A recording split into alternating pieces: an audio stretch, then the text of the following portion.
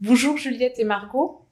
Pour commencer, pouvez-vous, avant de nous parler de la librairie Majot, nous dire 2 mots sur le parcours de chacune et surtout comment est née l'envie d'ouvrir une librairie café ensemble? Donc moi c'est Margot. Mon parcours professionnel s'est passé pas mal à la défense parce que j'ai été consultante. Avant de me reconvertir un peu dans l'immobilier, j'étais agente de relocation pour une startup qui s'appelle Settle Suite. Pendant ce temps-là, on travaillait avec Juliette sur le projet Majot déjà. Donc Juliette et moi on s'est rencontrés il y a 11 ans quand on a fait Sciences Po toutes les deux. On a été en colocation pendant des années, 6 ans. On s'est suivis quand on a fait notre année d'échange à l'étranger au Japon. Quand on est revenu en France, on a été en coloc. Et encore maintenant, on habite vraiment pas loin l'une de l'autre, même si on n'est plus en colocation. Donc pour mon parcours professionnel, j'ai d'abord été journaliste, j'ai travaillé à la télévision. Et ensuite, j'ai bifurqué et j'ai été assistante de direction dans un studio de cinéma d'animation. Et c'est à ce moment-là que Margot et moi, on a décidé de lancer le projet Majot. Alors le projet, il est né de plusieurs choses. Déjà, il est né dans un contexte post-MeToo. C'est-à-dire que Margot et moi, on a toutes les deux été frappées de plein fouet par la vague MeToo et on a vraiment pris conscience de l'importance du mouvement féministe en France aujourd'hui. Et on avait vraiment envie de mettre cet engagement, ce militantisme dans notre travail parce qu'il y avait une vraie recherche de sens et c'était vraiment important pour nous d'entreprendre cette démarche.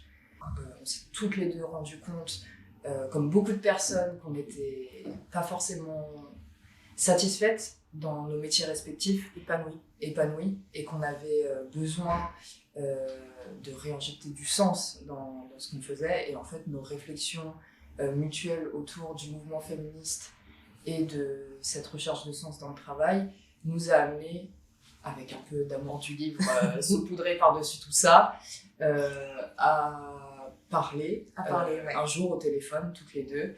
On était en train de râler, de dire on n'est pas content, que le travail c'est pas chouette, etc. Si on montait une librairie café féministe.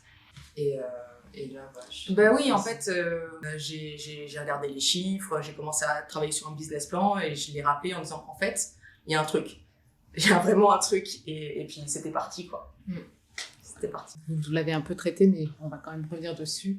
Quelle est la ligne éditoriale de votre librairie? Alors, au sein de Majot, on va proposer tous les rayons qu'on trouve habituellement dans une librairie généraliste. Donc, on aura du roman, de la BD, du manga, du théâtre, de la poésie. Mais en fait, notre démarche, elle est féministe dans le sens où nous allons surtout mettre en avant des autrices et également quelques auteurs, mais qui vont aborder des thèmes qui nous sont chers, comme par exemple l'antiracisme, l'écologie, la transidentité. Donc on a 4500 références de livres au sein de la librairie, avec 500 références d'ouvrages féministes. Vous vous installez dans le quartier latin, un quartier historique pour les librairies.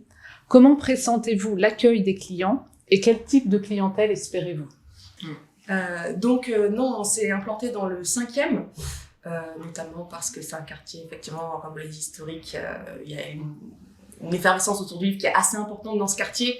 Les gens aiment le livre et ils sont contents de toujours trouver des lieux un peu comme ça. On est juste à côté de Jussieu, l'université.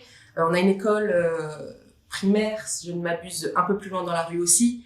On a également des librairies spécialisées dans le coin, mais pas forcément sur nos thématiques, donc on n'a pas de concurrence directe. Donc on a trouvé une petite rue vraiment sympa en fait. Ça fait quelques semaines qu'on est là à faire des travaux, qu'on gratte le sol, qu'on peint, et les gens s'arrêtent. Ils nous disent « Ah, qu'est-ce que vous allez faire ici ?» Quand on leur parle un peu du projet, ils sont ultra bienveillants et accueillants, ils sont contents en fait de savoir qu'on s'installe ici. Donc c'était vraiment une source de motivation aussi pour nous aussi de voir qu'on était bien accueillis. Un des fils conducteurs de nos formations est la librairie de demain, qui inclut la notion de tiers-lieu. Aviez-vous déjà cette envie d'intégrer une partie café, ou est-ce la formation qui a achevé de vous en convaincre? C'est ma partie.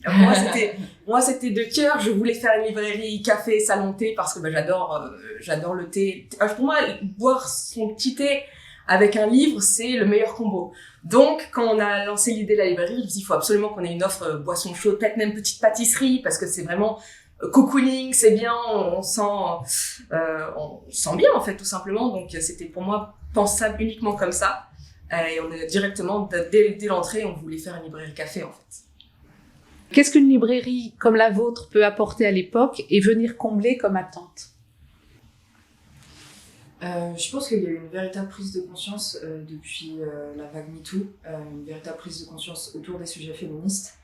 Et le sujet, évidemment, a toujours été d'actualité, mais j'ai l'impression qu'il l'est encore plus aujourd'hui parce qu'on en parle et on a besoin d'en parler plus, on a besoin de libérer la parole, on a besoin de visibiliser les femmes et les minorités de genre, notamment dans l'écriture, parce que dans le monde du livre, ces voix-là sont encore aujourd'hui invisibilisées. 10% des personnes récompensées par le prix de concours sont des femmes, seulement, encore aujourd'hui.